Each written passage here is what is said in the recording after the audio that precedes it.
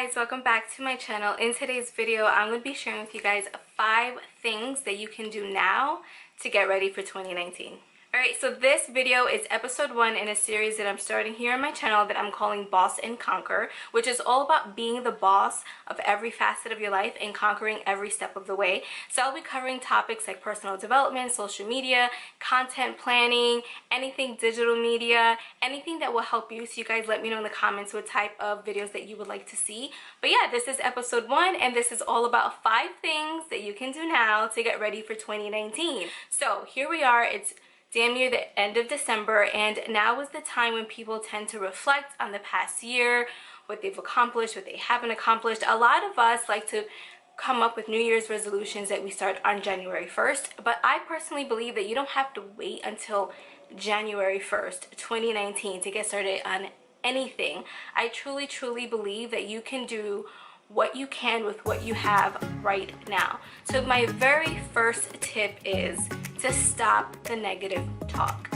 Stop negative self-talk. Don't talk to yourself the way that you wouldn't talk to your friends. We tend to be so encouraging of our friends and so positive, but when it comes to ourselves, like if you really pay attention, you'll catch yourself not being as positive as you would be to anyone else. So the first thing is to just stop the negative self-talk. My second tip is to stop making excuses and playing the comparison game. We will come up with literally every excuse in the book not to do something. We'll spend hours on social media comparing ourselves to other people's lives that seem so perfect, which they're not. And we go down this rabbit hole and it gets just to be like very negative. Anything negative in your life is not going to be conducive to your personal growth or to anything that you want to accomplish. So stop looking at everyone else and stop comparing, and stop also developing these stories in your head as to why someone was able to accomplish something and why you couldn't. So for example, JLo has a banging body. I don't care what anybody says, she looks freaking amazing, right? We can say, oh well, she's an actress and she's a millionaire and she probably has a personal chef and she has a personal trainer and she can afford it, and you know, all these little things. And at the end of the day, the bottom line is like, she puts in the work, which means you need to put in the work. And also, it's none of your business how someone was able to accomplish something. All that matters is what you do to accomplish what you want to do. I know when it comes to social media, especially as influencers, we'll look at someone else and we'll say, oh well, that one, you know, that person doesn't have a full-time job, so she has all the time in the world to do whatever she wants to do and to create content. Or you know, her husband or significant other helps to film videos and take pictures. And you know what, maybe that's true, maybe it isn't, you don't know, but why do you care? Why does it matter to you? How is that affecting you from doing what you need to do? It doesn't. You still need to put in the work. So stop comparing yourself and stop making excuses. Just stay in your own lane and stay focused on your own path. So my third tip is to review your goals from the previous year. So in this case, you want to go over all of the goals that you had for yourself for 2018 and pay particular attention to the goals that you were able to accomplish and try to think about why you were able to do that. Maybe there was just a process that worked for you. Maybe there's a certain time of day that you're just more productive and creative. The idea is to keep the activities that are conducive to helping you to achieve something, helping you to stay on track, and just get rid of anything that is not serving you. And then what you want to do is look at the things that you didn't accomplish for this year and think about if they're important enough for you to add to your goals list for 2019. So my fourth tip is to write out your goals that you have for 2019. It doesn't matter how big they are, how small they are, like seriously, just write them down. Writing things down, it just does something like osmosis, I don't know, it just like seeps into your subconscious.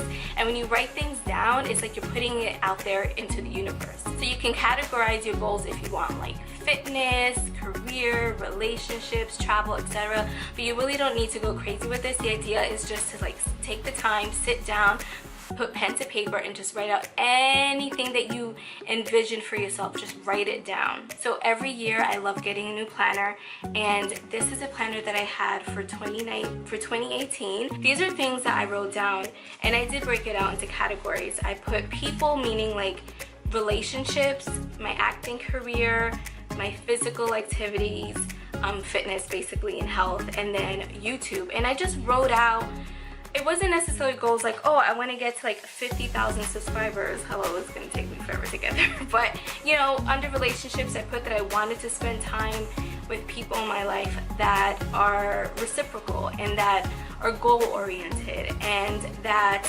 appreciate me and love me and that are positive, you know what I mean? And then for my acting career, I put things like I want to work better on my Spanish accent, and I want to work on accents in general. I want to work on, you know, the nerves that I feel sometimes in the room. I want to work on my voice. I want to work on my speech. And I will look at this from time to time, but it wasn't something that I was completely obsessed with. I just took the time to write it out. And then the other day when I was cleaning my desk, I flipped to this page accidentally and I was like reading everything, and I was like, wow, I worked and accomplished on so many of these things. So it really does help to take the time to just write things out that you want to accomplish for yourself. Okay, so then after you write all of your goals down for 2019, you want to think about what can you do now to help you get started on these goals. Like I said, you don't have to wait until January 1st to start something. You can start researching on a particular topic. You can start reading a book. You can take a class. You can take a webinar. There are so many things that you can do now to help you get started for something. Like if you want to get into fitness and you want to lose some weight, maybe do some research on body types and figuring out what your body type is, what type of physical activities best serve your body type, etc. You get my point, you know what I mean? Alright, so then the fifth and final thing that you want to do is to clean and organize your space.